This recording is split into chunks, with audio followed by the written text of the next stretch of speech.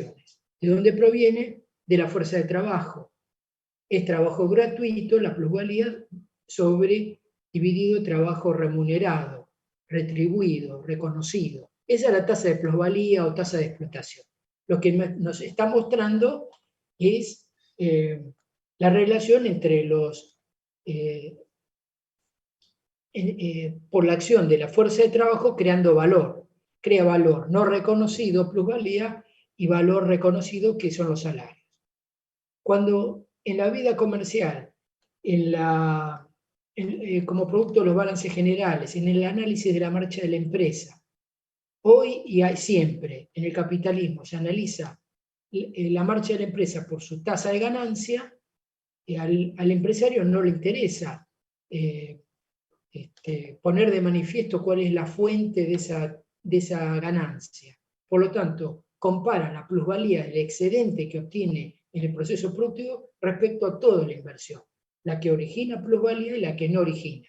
Por eso la tasa de ganancia enmascara, es una especie de fetiche que enmascara la explotación. La idea que escribió Marx, pero que él no inventó porque ya estaba presente en el análisis de los clásicos, la preocupación de los clásicos, de Smith, de Ricardo, que es la posibilidad que en algún momento se paralizaran, se estancaran los negocios.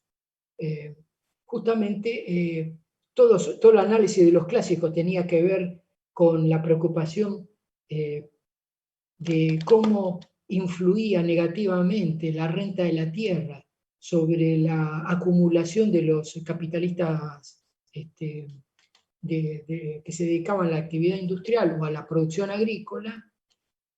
Bueno, quiere decir que el problema ya no fue inventado o creado por Marx, no es el que descubrió el problema, sino que ya venía como una preocupación del capitalismo, de los ideólogos del capitalismo, de los que analizaban el capitalismo y que propugnaban el avance de la industria por encima de todas las otras actividades productivas. En definitiva, la preeminencia en el control del Estado de la burguesía industrial respecto a las otras burguesías, o otros sectores de la burguesía, porque entendían que la industria era la actividad que le iba a dar a la potencia económica de aquel entonces, Gran Bretaña, la preeminencia y el desarrollo permanente.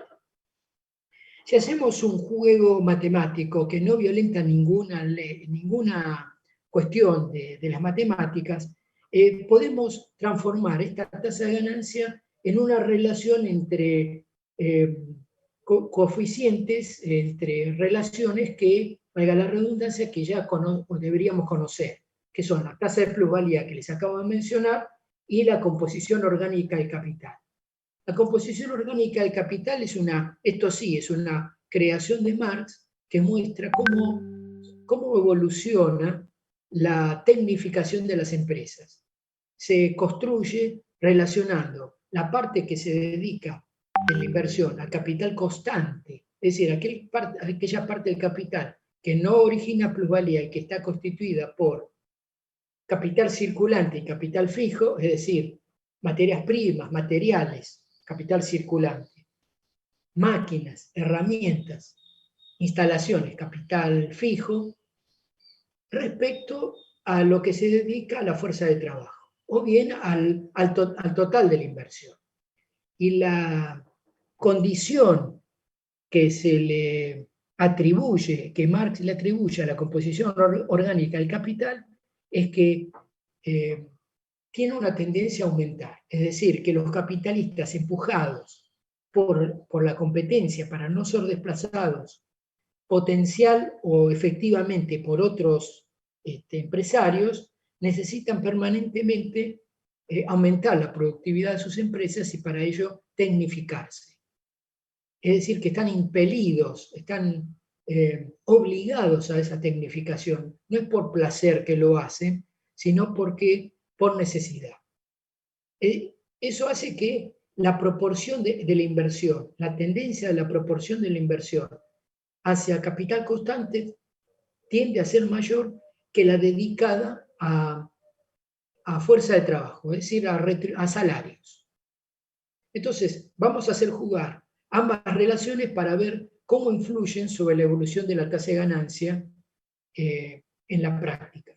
Entonces yo divido la fórmula, como lo escribo acá abajo, divido la fórmula por capital variable, todos los componentes de la fórmula, y entonces me sale una nueva fórmula de la tasa de ganancia donde me muestra en el numerador la tasa de plusvalía, P', yo lo llamo P', siguiendo la nomenclatura de Marx, y en la parte de abajo la composición orgánica del capital más 1, porque capital variable sobre capital variable me da 1. Esto es clave para entender el proceso desde el punto de vista de cómo juegan contradictoriamente ambas relaciones respecto a la tasa de ganancia. ¿Cuál es la preocupación?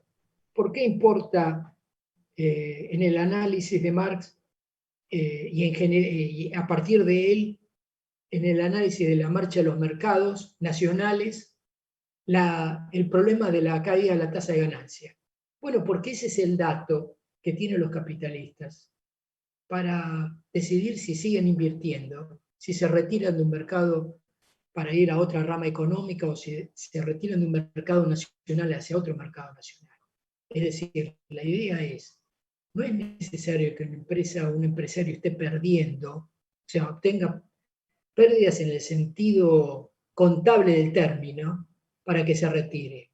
Basta con que el tipo observe que el rendimiento de su inversión no es el que esperaba, o tiende a caer, como para que poner las barbas en remojo y ver la forma de compensar ese proceso, y si no lo puede evitar, retirarse del mercado antes de que el rendimiento caiga más. Bien.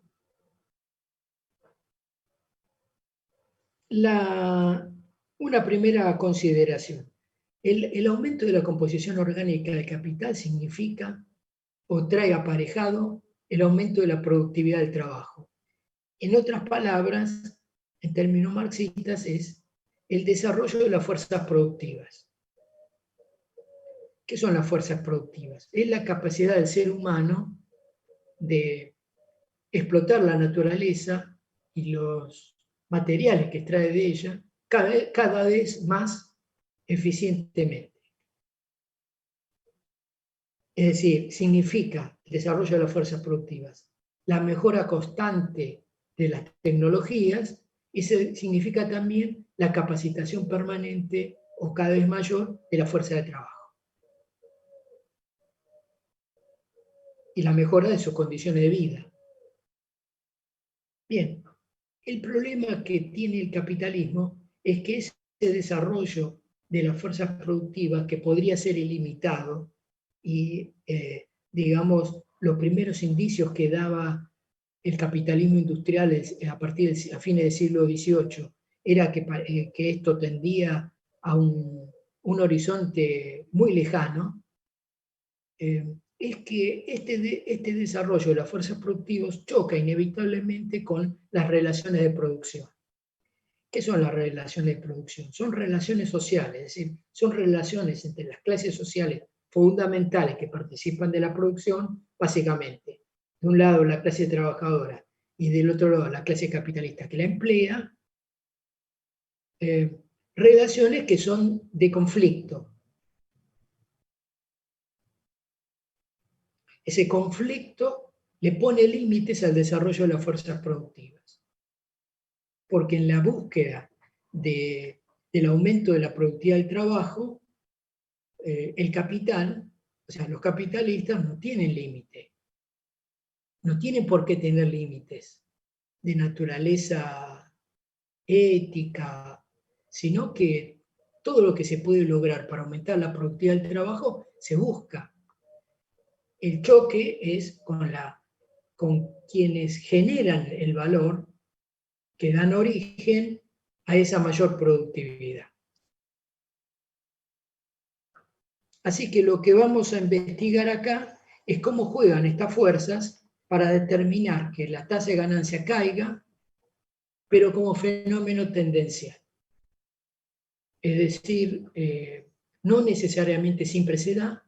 Hay periodos de tiempo en los cuales en realidad la tasa de ganancia crece, pero el fenómeno dominante a lo largo del tiempo en todos los mercados nacionales, y hoy podríamos decir también a nivel mundial, es hacia la caída. Entonces, lo que ha creado el capitalismo son mecanismos que ocurren a nuestras espaldas, a veces y a veces no, conscientemente aplicados, para tratar de lograr que esa caída solo sea una tendencia, se pueda parar en algún momento, incluso revertir. Vamos a trabajar sobre esos fenómenos. Antes de avanzar en ese sentido, quiero señalar un comentario, un análisis acerca del papel que juega la fuerza de trabajo. Por una consulta que recibí vía Vanessa, la fuerza de trabajo crea valor, crea valor, crea mercancías. Desde los clásicos sabemos que las mercancías tienen varias formas de valor. Esas formas de valor para los clásicos eran dos: valor de uso y valor de cambio.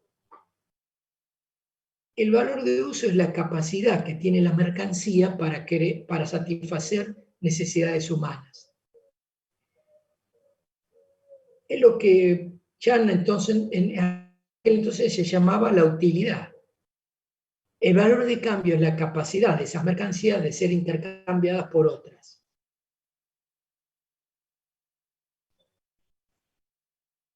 El valor de uso es imprescindible para que exista el valor de cambio.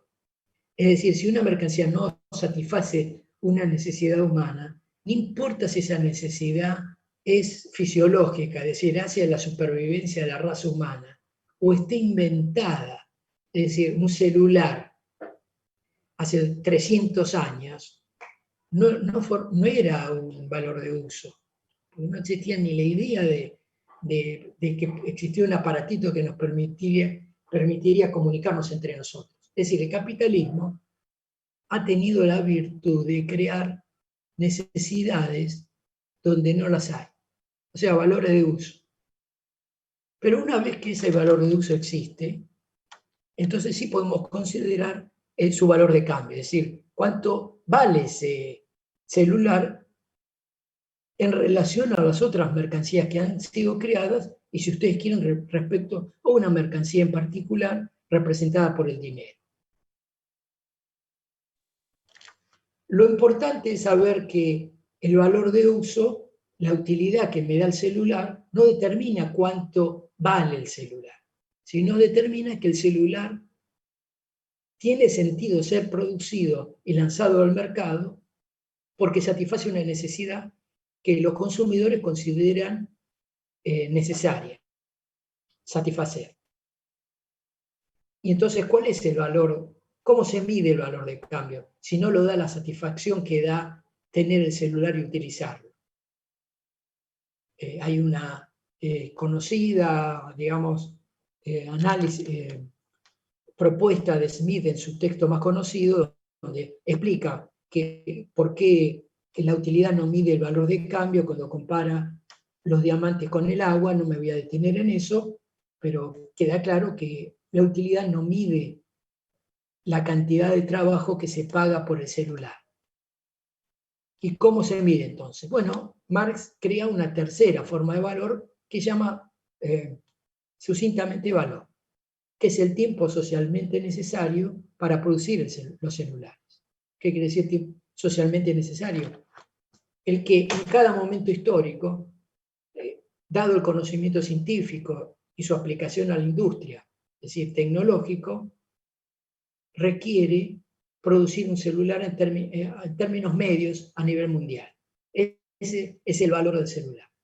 Quien lo produzca en más tiempo que ese estará derrochando horas de trabajo, y quien lo produzca en menos tiempo que ese valor estará aprovechándose de su mejor tecnología y por lo tanto podrá competir con el resto en mejores condiciones.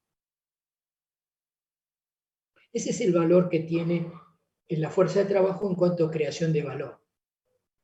Además, cuando crea la mercancía, una parte de ese valor no es retribuido, porque la fuerza de trabajo es, en este análisis, ahora vamos a ver que vamos a violentar ese análisis, hasta aquí es pagada por su valor. Es decir, que la fuerza de trabajo, que es esa mercancía que la clase trabajadora aporta a las empresas, recibe una contraprestación que equivale al costo de la canasta familiar.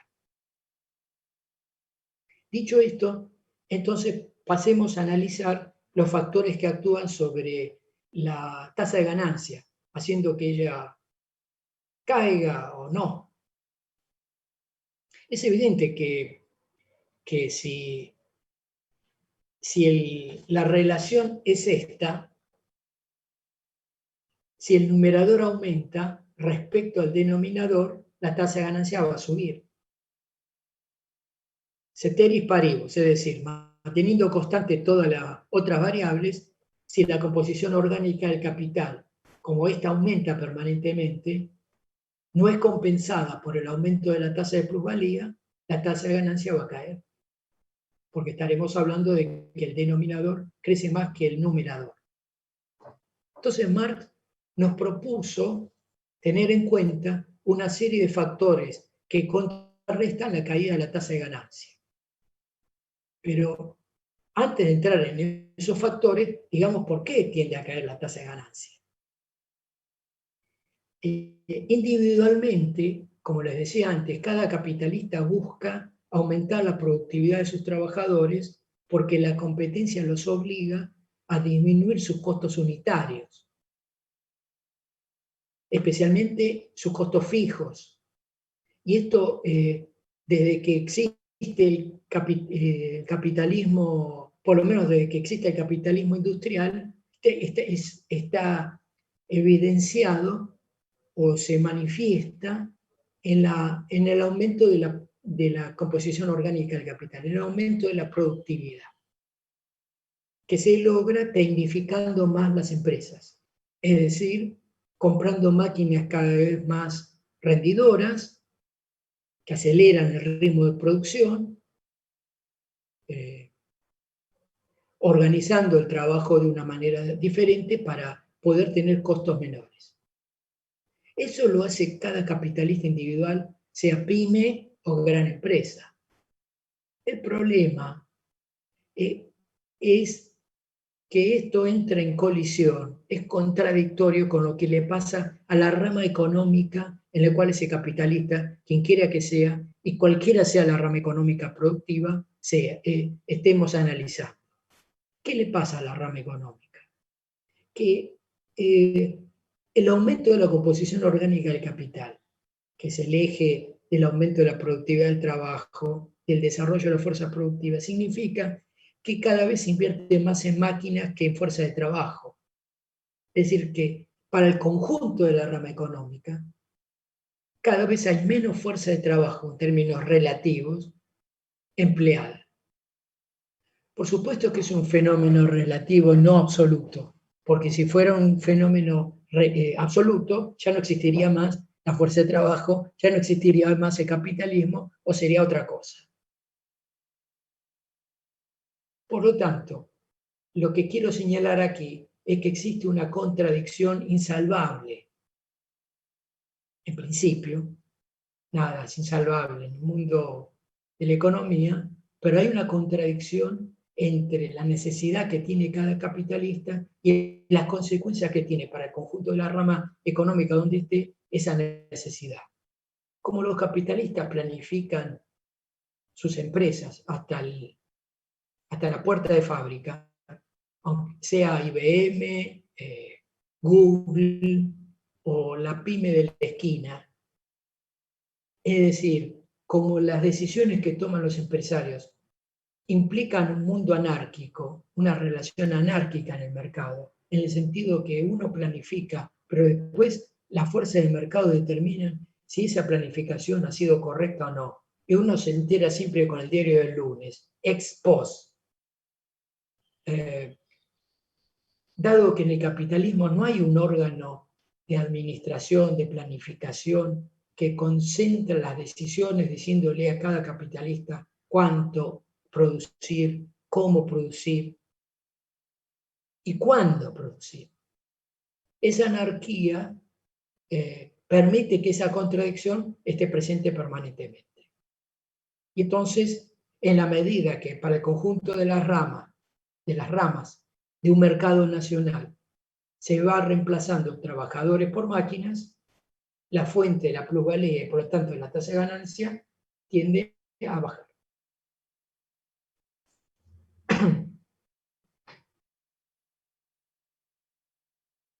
De lo que estoy diciendo, en definitiva, es que como la tecnificación es imparable, se haga de manera revolucionaria, como en las revoluciones industriales o en los cambios abruptos de tecnología, o sea, un proceso lento, el capitalismo ha tenido que encontrar mecanismos, primero al interior de cada país industrializado y después hacia el conjunto de los países del mundo para tratar de contrarrestar esta contradicción. Marx señaló, como les decía hace un ratito, una serie de factores que soslayan los autores aquí de Salama-Valier, porque les preocupa algo más reciente, que determinan la posibilidad o no que el fenómeno de la caída de la tasa de ganancia se verifique de hecho en el mercado. Veamos esos factores. Los factores que originalmente Marx consideró que podían actuar como contrarrestantes a la caída de la tasa de ganancia. Para eso, volvemos a la fórmula. A ver, por ejemplo, en el numerador, la tasa de plusvalía, que es la relación entre la masa de plusvalía, o sea, de excedente de trabajo gratuito, con respecto al trabajo remunerado. Este cociente, para contrarrestar la caída de la tasa de ganancia, conviene que suba, es decir, que el numerador crezca más que el denominador. ¿Cómo se logra esto? Bueno, ¿cómo aumentar la plusvalía?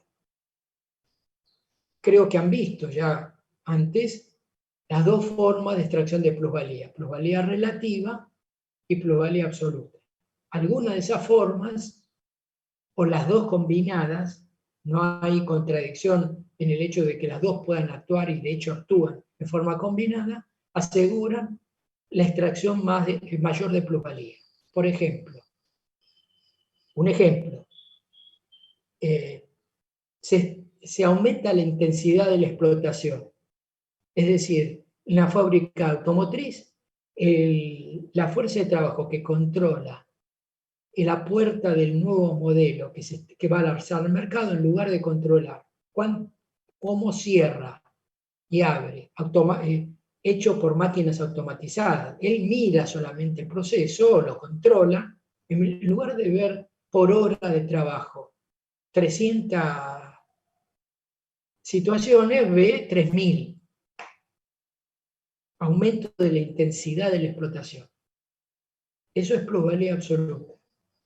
Y al mismo tiempo, puede ser que en ese mercado aumenta la productividad en la fabricación de los bienes que integran su canasta familiar. Es decir, cada vez es más barato reproducir a la fuerza de trabajo.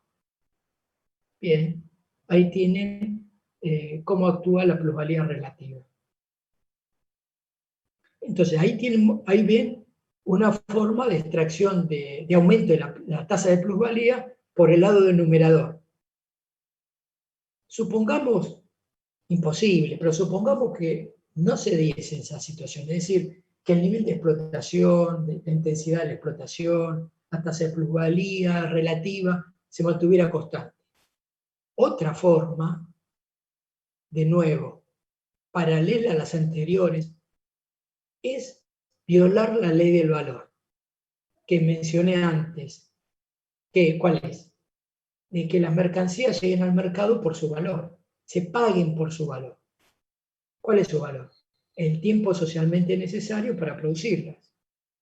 ¿Qué pasa con la fuerza de trabajo? ¿Cuál es su valor? También es lo mismo que dije antes, solo con la pequeño detalle que se trata de una mercancía poseída por un ser humano. Entonces ese valor está constituido por lo que requiere ese ser humano para vivir, sobrevivir y reproducirse como clase social. ¿Cómo se violentaría ese cociente alterando el denominador? Violando la ley del valor. Es decir, si el capital en un país determinado, en una rama económica específica, en lugar de pagar la fuerza de trabajo por su valor, la paga por menos.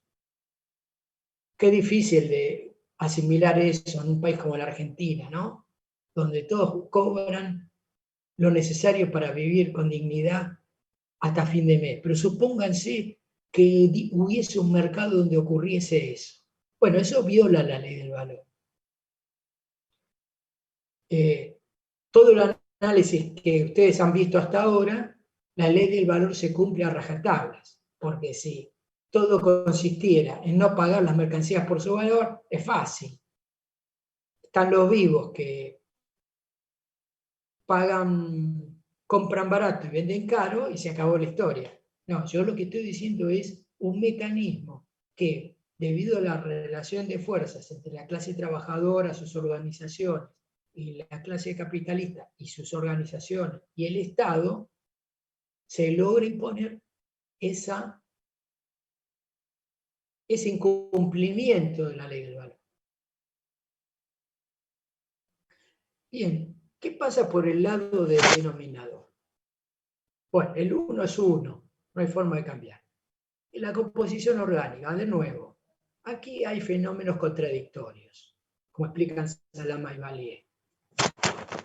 ¿Por qué contradictorios? Porque la composición, el capital constante, está integrado por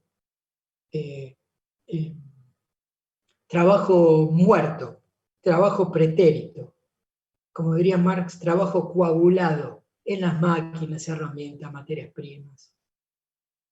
Entonces, en el proceso de aumento de la composición orgánica del capital, ahora sí, admitiendo o sosteniendo que la fuerza de trabajo se paga por su valor, es decir, este denominador no se violenta, ese capital variable.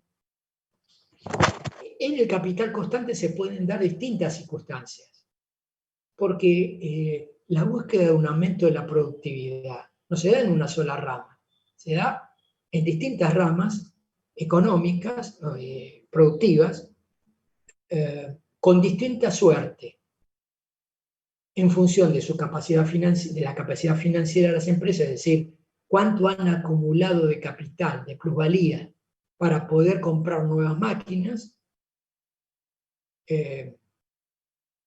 cuál es el desarrollo de la ciencia aplicado a la industria, a la producción. En cada rama no tiene por qué ser parejo. La historia del capitalismo industrial, incluso en la Argentina, hoy por hoy, lo demuestra. Hay ramas más atrasadas que otras. Atrasadas quiere decir que desde el punto de vista de la productividad del trabajo no consiguen llegar a la tasa media de productividad de la economía o del sector productivo, sino que están por debajo, no porque no quieran, sino porque todavía no han logrado esa revolución técnica que les permite acceder a ese nivel o superarlo. Entonces, puede darse distintas situaciones, que hace que el aumento de la composición orgánica del capital sea más intenso o menos intenso.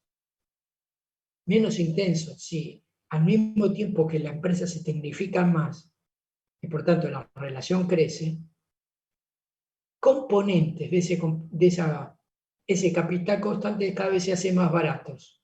Por ejemplo, qué sé yo, producir plásticos que integran o aceros o algún insumo que integran las máquinas, se hace con tecnologías más revolucionarias que las anteriores, por lo tanto los costos unitarios son menores y de alguna manera puede compensar en algo el aumento de la composición orgánica de la empresa que utiliza esos insumos. Es decir, que el proceso no deja de ser contradictorio. Ahora, el aporte que nos hacen los autores, bueno, Marx, falta completar algunas ideas. ¿Qué otra forma tiene los capitalistas, o tenían en el siglo XIX los capitalistas para compensar el aumento de la composición orgánica del capital? El comercio exterior. ¿Cómo? Bueno, si la Argentina de repente toma una decisión de importar maquinaria, equipamiento, que seguramente se producen en mercados más desarrollados que el nuestro, por ejemplo, China, Estados Unidos, Alemania, probablemente esas maquinarias sean más baratas que las que se producen por la industria nacional de máquinas y herramientas. Industria nacional que puede estar en manos de argentinos como no.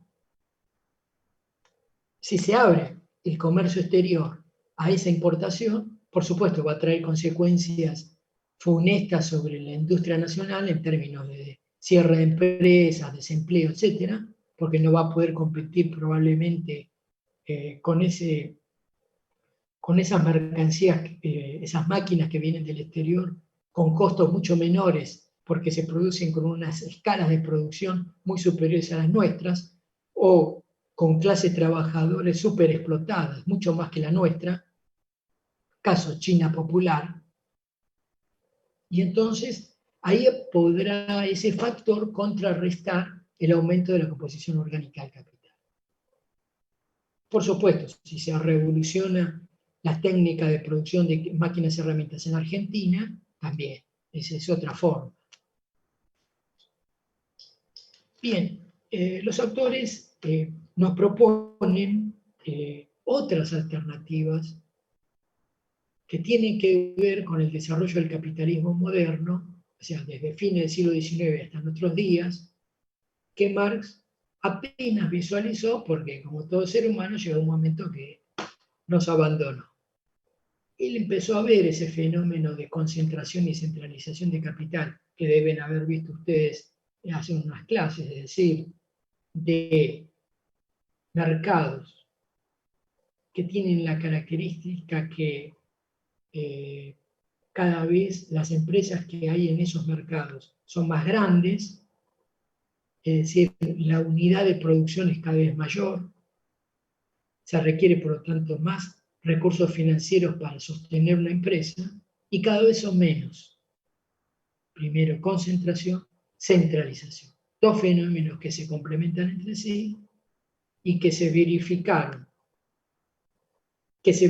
permanentemente, pero que iniciaron ese camino hacia 1870 en los países centrales, dando origen a las distintas formas de control de los mercados, control comercial, control tecnológico, control financiero, bajo las formas de comercial, marcas, marketing, tecnológico,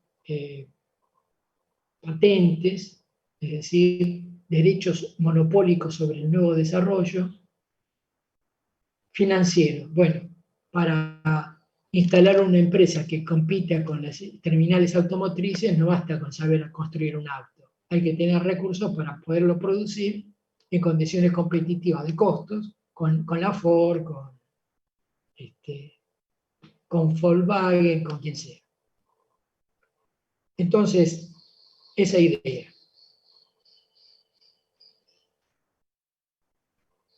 Entonces ellos, estos autores, señalan que el proceso de integración de la periferia de los países que no fueron donde se desarrolló primero la industria al mundo desarrollado, generó una serie de consecuencias para el mundo desarrollado y para los países periféricos. esa nueva realidad tiene como antecedente ese proceso de concentración y centralización del capital en la industria y en los bancos. Y la fusión, que da origen al denominado capital financiero o capitalismo financiero, es decir, un nuevo tipo de capitalistas que son dueños de bancos, empresas productoras de bienes y servicios, industriales, agrícolas, agropecuarias, como se dice acá en Argentina, ¿qué características ese capitalista financiero?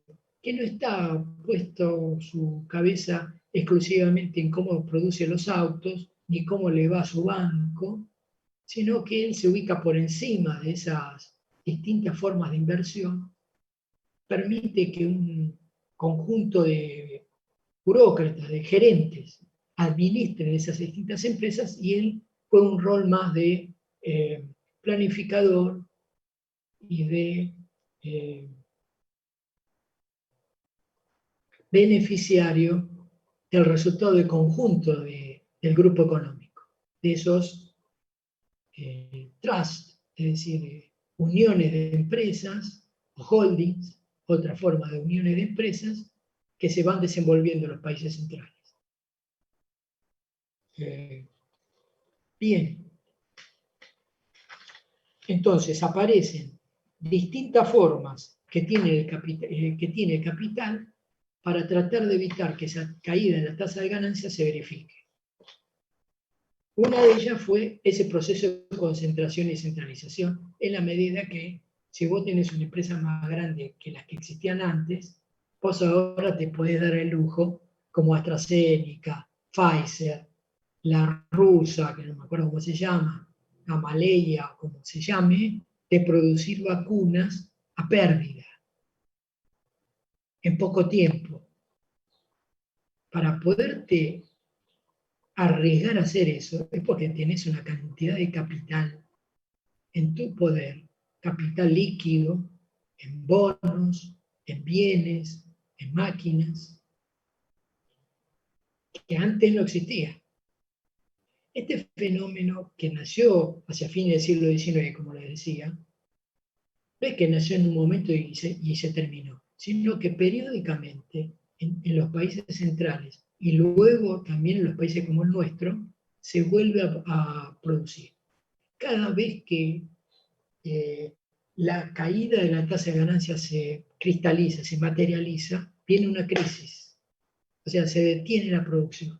Y ahí es cuando el mercado se depura, queda lo más grande, lo más eficiente, mejor dicho, y se da ese proceso de concentración y centralización. Ahí tienen un ejemplo de cómo el capitalismo moderno compensa.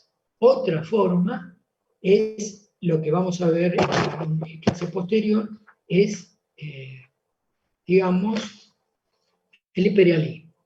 Es decir, la materialización política del hecho de que esos capitales, cuando llegan a un cierto grado de desarrollo en los países centrales, su tasa de ganancia llega a un cierto límite y ya no le conviene invertir en el mismo país. Y entonces, primero, la relación comercial con los países periféricos. Nos exportan manufacturas, como ocurría en el siglo XIX, telas, ropa, fabricada en Manchester, y nos importan materias primas. Esto ayuda a la importación de materias primas absolutamente más baratas que las que se obtienen en el país central, ayuda a minorar el aumento de la composición orgánica del capital. La exportación de maquinaria y manufacturas al país receptor, al huésped, permite sacarse de encima maquinaria que no encuentra salida en el mercado local, en el mercado original. Pero ese fenómeno nos quedó ahí. En algún momento se animaron a invertir en los países huésped, como la Argentina, y desarrollaron el fenómeno llamado exportación de capitales. He ahí otra forma que a través del dominio político del país que envía los capitales sobre el país que los recibe, que los marxistas llaman imperialismo, se verifica la posibilidad de evitar la caída de la tasa de ganancia permanentemente, gracias al hecho de que a través de la exportación de capitales hay un capital que no encuentra salida, no física, no porque no se puede utilizar en el país de origen, sino en términos de tasa de ganancia, y se lo encuentra en los países receptores como el nuestro. Para eso requiere del apoyo del Estado del país exportador para que condicione al país receptor en el sentido de que no le ponga trabas al ingreso de esos capitales y los proteja de los trabajadores nativos que quieran hacer algún tipo de huelga o acción para que suban sus salarios o se acerquen a los salarios del país central, ni que hablar si algún gobernante del país receptor se le ocurre querer expropiar en un rapto de nacionalismo a ese capital venido del exterior. De ahí el fenómeno del imperialismo. Los autores también señalan, y esto lo van a ver a posteriori, otra forma de compensar la caída de la tasa de ganancia, que es una necesidad del capitalismo industrial, cuál es la del desarrollo del capital improductivo. ¿Qué es el capital improductivo? Es el capital que no genera plusvalía. Capital improductivo no quiere decir capital innecesario, deleznable, menor. No, no, no, no. Es simplemente una clasificación del punto de vista crea o no plusvalía, nada más. Es el capital comercial, es el capital que se dedica al comercio, a la banca, al comercio mayorista, minorista y otras formas. Es un capital necesario. ¿Para qué? Para que la plusvalía que obtienen los capitalistas productores de los bienes se pueda realizar y ellos poder acumular. Para eso necesitan de otros capitalistas. Y si no lo han hecho ellos mismos, es decir, las empresas que producen autos, no son ellas mismas las que dirigen a los concesionarios, es porque no les conviene. Porque el concesionario de Volkswagen no es Volkswagen. Está recontra controlado por Volkswagen, pero es otro capitalista, tiene su propia tasa de ganancia. Moja con su pancito en el tuquito que generaron los trabajadores de Volkswagen. Moja él y sus trabajadores. Los salarios y el beneficio que obtiene el concesionario sale de esa plusvalía, pero le resta plusvalía al capitalista industrial. ¿Y por qué él deja que parte de su plusvalía quede en manos de otro capitalista? Porque le facilita la venta de sus autos. No le conviene tener, evidentemente, si no, no se daría lo que se da, empíricamente se demuestra, no le conviene ser él el dueño de las concesionarias, sino comparte. Pero compartir significa ceder parte de lo que obtuvo como plusvalía. Comparte con el concesionario, comparte con quienes financian al concesionario, es decir, los bancos, porque en lugar definitivo el laburo del concesionario es un laburo de tipo financiero, es una financiera, con algún tipo de rasgo técnico, cada vez que tiene que llevar al auto a controlar, donde te rompen la cabeza, y así sucesivamente. Así que tienen ahí distintos mecanismos, se me deben escapar algunos, muchos, que el capitalismo ha encontrado para evitar la caída de la tasa de ganancia. Porque la caída de la tasa de ganancia es la crisis. Y la crisis significa capitalistas que dejan de producir, que pierden parte del mercado o que desaparecen. Así que la crisis no le conviene a nadie. Y a los trabajadores que se quedan sin laburo o que su salario cae porque no pueden negociar de la misma manera que en la época de auge, y empresarios que, si no han sido capaces o no han podido, por las circunstancias que les mencioné antes, tener una tecnificación de primer nivel, bueno, pierden su situación respecto a otros competidores que sí lo han logrado. Bien, creo que he desarrollado bastante el tema, y a ver si hay alguna pregunta. No hay nada. Silencio en la noche. Bueno, algunas preguntas o comentarios acerca de lo que vimos. Upa. Soy todo oídos.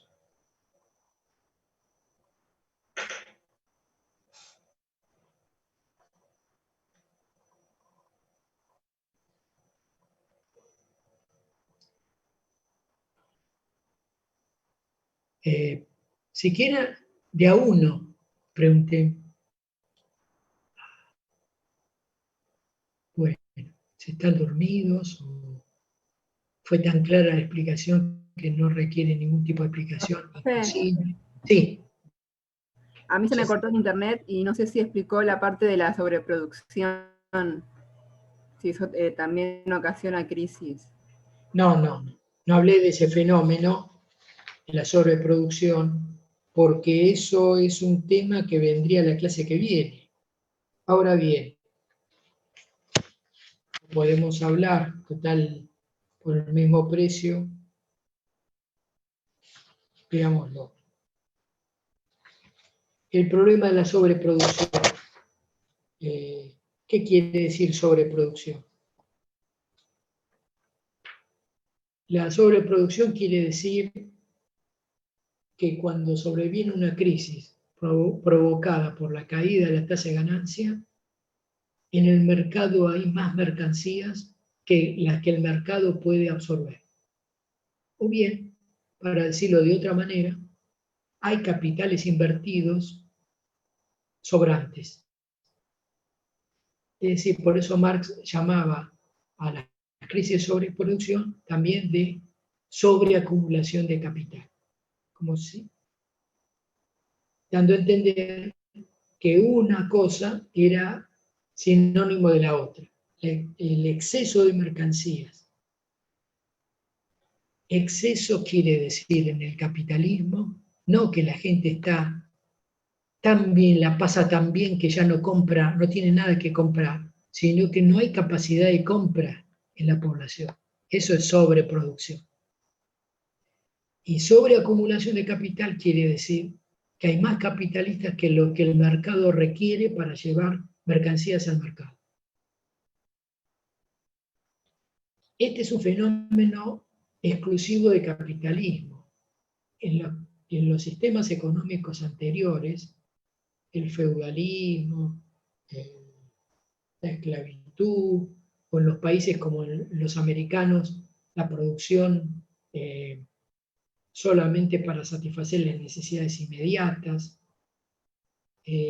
Las crisis eran distintas. No había crisis de sobreproducción, no había exceso de mercancías producidas respecto a lo que la comunidad estaba dispuesto a comprar.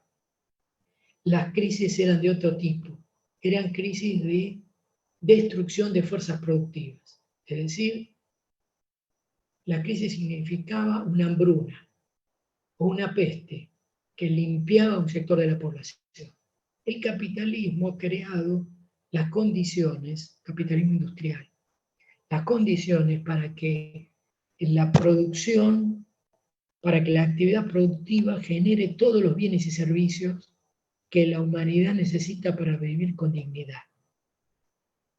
Por lo tanto, ese problema de escasez en el capitalismo no existe.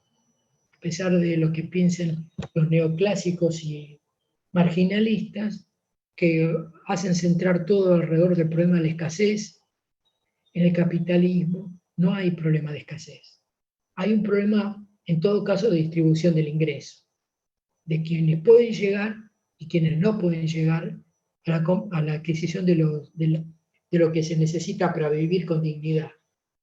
Las crisis de sobreproducción sobrevienen periódicamente, son mecanismos depuradores, darwinianos, para decir peyorativamente, mecanismos por el cual el mercado mismo limpia, elimina a los competidores de cada rama económica menos eficientes, y con esos capitalistas que salen trabajadores.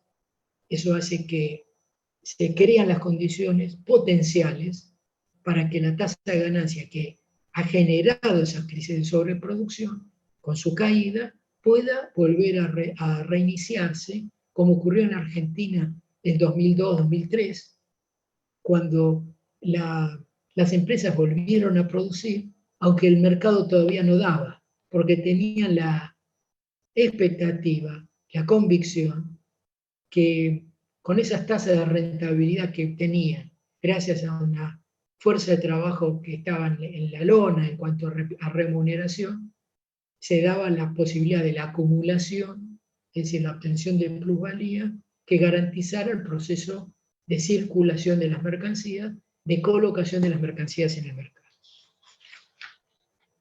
Las crisis, como explicaba Marx, están a la vuelta de la esquina.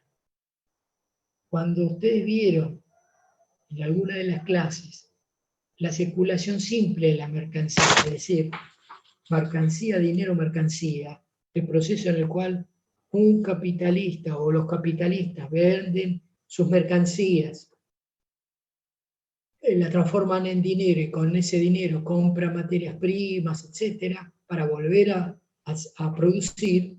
Esa circulación simple ya tiene en su seno la posibilidad de la crisis. ¿Cuál es? Y la de que los tipos produjeron, y como está pasando ahora, por ejemplo, en la industria de la construcción, si alguien tiene que construir algo en su casa y trae un albañil o un grupo de albañiles, le van a decir, mirá, no conseguimos, no sé, materiales para poder hacer esta obra. Porque los capitalistas, los distintos sectores de la rama de la construcción están especulando, acumulando stocks, porque están esperando que suban los precios, o tienen la ilusión de que se va a devaluar la moneda mucho más fuerte de lo que lo está haciendo el gobierno, y entonces van a poder subir estar justificados en la suba de precios, lo que fuere. Ya ahí hay una posibilidad de una crisis, es decir, que se detenga la actividad productiva. Ahora, cuando hablamos de una crisis sobre producción, ya estamos hablando de la circulación ampliada, es decir, aquel proceso en el cual el capitalista, poseedor del dinero, a través de la producción de mercancías, obtiene más dinero, es decir, dinero prima, es decir, dinero más plusvalía. En esta circulación ampliada, es decir, en este proceso donde la plusvalía se transforma en capital, es acumulada por los capitalistas, está la posibilidad simple latente de la sobreproducción. El capitalismo tiene distintos mecanismos para evitar esa crisis de sobreproducción, como los que les mencioné, el imperialismo, digamos, permanente proceso de concentración y centralización, los gastos improductivos, etc. Pero las crisis se dan igual y toman distintas formas. Ninguna crisis igual que otra. La crisis de 2007-2008 en Europa, Estados Unidos, acá nos golpeó casi inmediatamente, aunque la Argentina no se hubiese dado el fraude que se había dado en esos países, sobre todo en Estados Unidos, donde los bancos tenían mucha liquidez, mucho dinero en su poder, como lo tienen ahora.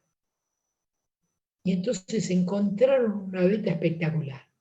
Empezaron a prestar, a dar préstamos hipotecarios, ustedes saben lo que son, a gente que no tenía la más remota posibilidad de devolverlos. Con esos préstamos con denominaciones técnicas sofisticadas, crearon activos financieros y lo vendieron en el mercado en la bolsa de valores, convenciendo a gente con mucho poder adquisitivo que ahí había un negocio espectacular. Y por supuesto, esos activos durante los años anteriores a la crisis crecieron de valor. Y las bolsas de valores estallaban, todos los días tenían un récord, hasta que alguien estornudó. Dijeron, me parece que acá hay un resfrío generalizado. ¿Cuál era? Un tipo se dio cuenta, por algún caso, que esos activos estaban basados en un préstamo irrecuperable, incobrable. Por favor, cerrar el audio. Ahí está. Gracias. Y así se dio la crisis de las hipotecas, que arrastró la economía argentina también, golpeándola con la suba de la tasa de interés y otros fenómenos que nos impactaron. No mucho, pero nos impactaron. Por supuesto, lo que está pasando con el coronavirus es otra crisis, pero ya tiene un origen, como les puedo decir, de otra naturaleza. En definitiva, son todas crisis de sobreproducción, porque acá de lo que se trata, esto que está pasando ahora, es producto de la explotación irracional de los recursos naturales. Lo que han estado haciendo en el Delta, en Córdoba y en otras provincias, quemando campos, tenía como propósito crear las condiciones para la explotación agrícola o para hacer countries. Por eso la oposición que hubo, furiosa, contra el proyecto de ley que el gobierno mandó, la ley de humedales creo que se llama, que prohíbe durante 30 o 60 años la explotación comercial de esos campos.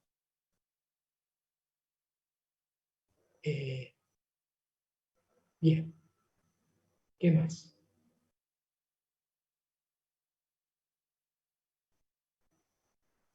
De nuevo, además de los factores que habló Marx, los autores de este escrito nos hablan de otros factores que buscan evitar la caída de la tasa de ganancia, como son el imperialismo, la concentración y centralización de los capitales, el desarrollo del capital improductivo. Algunos de los factores que evitan o intentan evitar o posponer las crisis. Seguramente desde 2008 a esta parte hubo varias posibilidades que en Estados Unidos o en Europa estallaron, o Japón estallara una crisis. ¿Cómo lo han evitado? Entre otros, también mediante la intervención del Estado en la economía, que no mencioné. ¿Cómo? Y bajando la tasa de interés. La tasa de interés en la actualidad, por lo que he podido escuchar de especialistas que participaron de un seminario organizado por el Banco Central, la tasa de interés está en este momento en 0,25. La tasa de interés de referencia, la básica. O sea, prácticamente cero. La baja de la tasa de interés posibilita que los préstamos se abaraten. Y entonces los bancos inyecten liquidez. El problema está en que, obviamente, la pandemia destruyó esa posibilidad. Pero antes, el estallido de la pandemia, los bancos no estaban prestando todo lo que se requería para el crecimiento. Y cuando lo hacían a tasas usurarias. El mejor ejemplo fue la Argentina, que se endeudó desde 2016 en adelante a tasas de más del 7%, cuando la tasa que les mencioné hacía pensar en préstamos del orden del 2%. 2,5. ¿Cómo es que un ministro de Economía contrae deuda a una tasa 3 veces superior a la internacional? Eso da lugar a cualquier tipo de interpretación. Libre interpretación. ¿Qué más?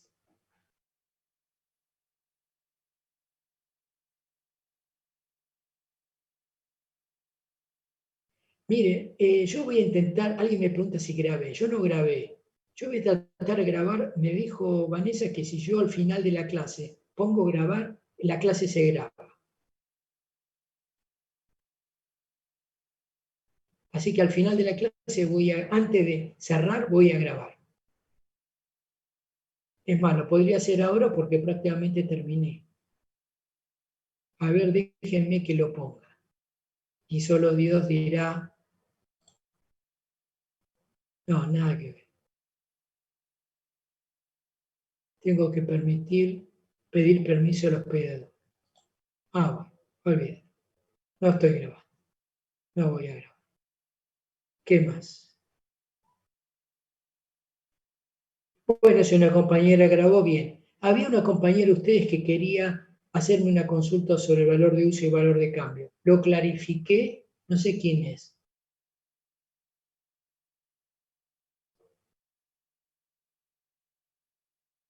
Bueno, ¿qué más?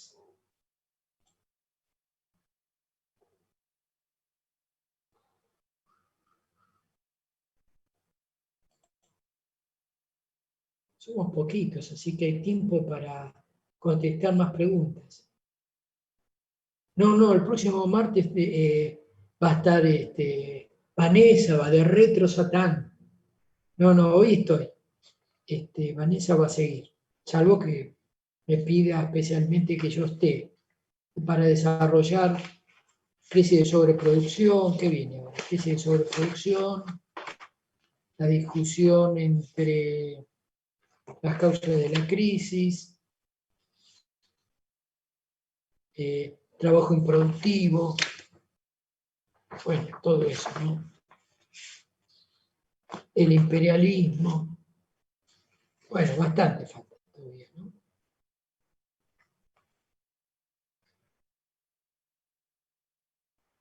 Pero yo tenía que desarrollar solo el capítulo 5, el problema de la tasa de ganancia.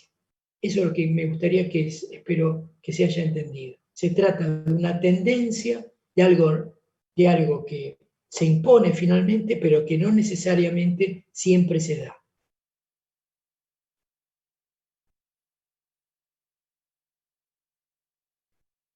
Paradójico.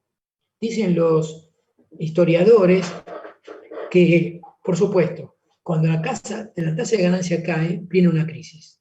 Si eso no se puede evitar. Ahora, cuando la tasa de ganancia sube, eso no quiere decir que estamos en un mundo absolutamente armónico y de paz y amor.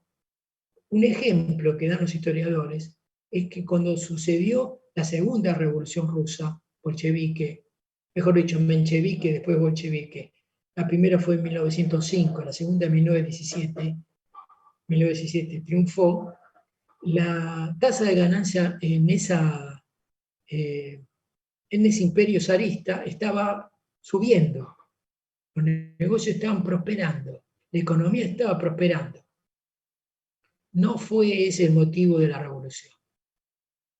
Hubo causas históricas de luchas y la guerra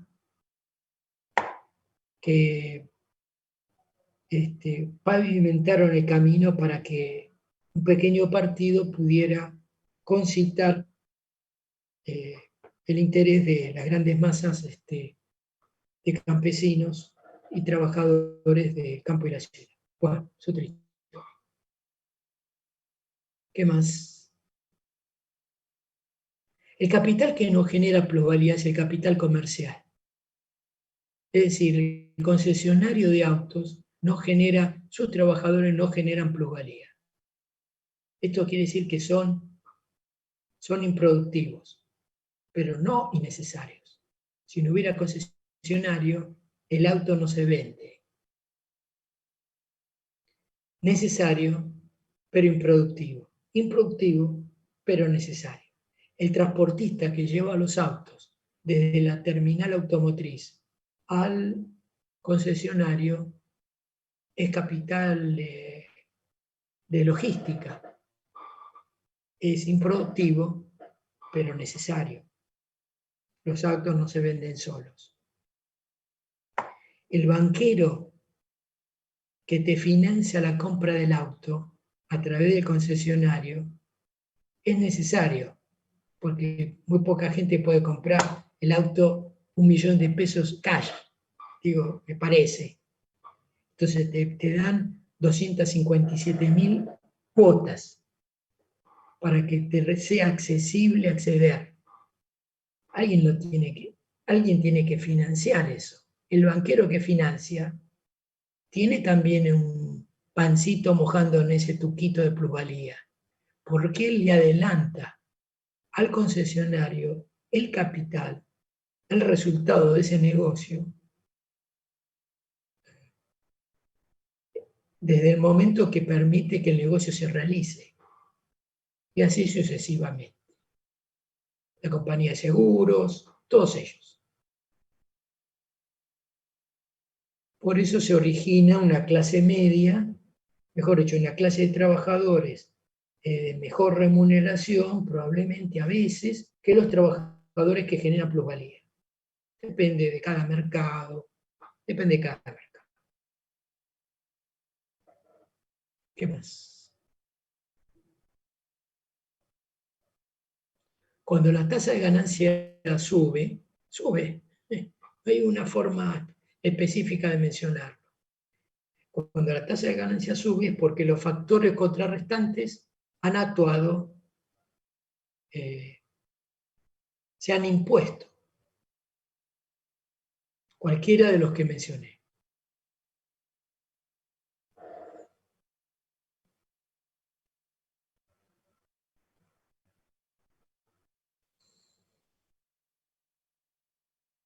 ¿Qué más? Tenemos tiempo hasta las 21. Nos pidieron especialmente que a las 21 se corte, pero si no hay más preguntas...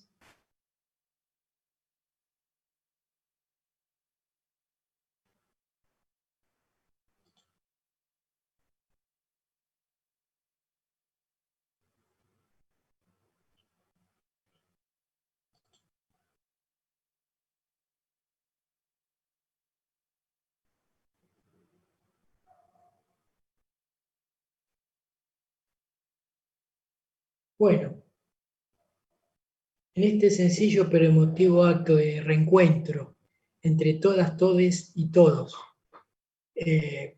los saludo, les mando un abrazo, les pido que se cuiden, porque lo que estoy viendo, se los digo ya, en Mar del Plata, en Villa Gesell, en Córdoba, la gente que está saliendo ya de vacaciones, me da pánico. No es culpa de la gente, claro, descontrolarse, porque le están dando una señal de que ya todo pasó. No pasó, pasó, como diría el dirigente político, los quinotos pasaron. Hasta que no esté la vacuna puesta en nuestro bracito o en la colita, no pasó. Cuídense, cuidémonos. Y nos estaremos viendo en uno de estos días. Les mando un abrazo y si no hay más preguntas o comentarios, paramos aquí. Bueno, como diría Marcelo Tinelli, chau, chau, chau. Chao, profe, gracias. Chau, que sigan bien. Chau. Profe. Chau.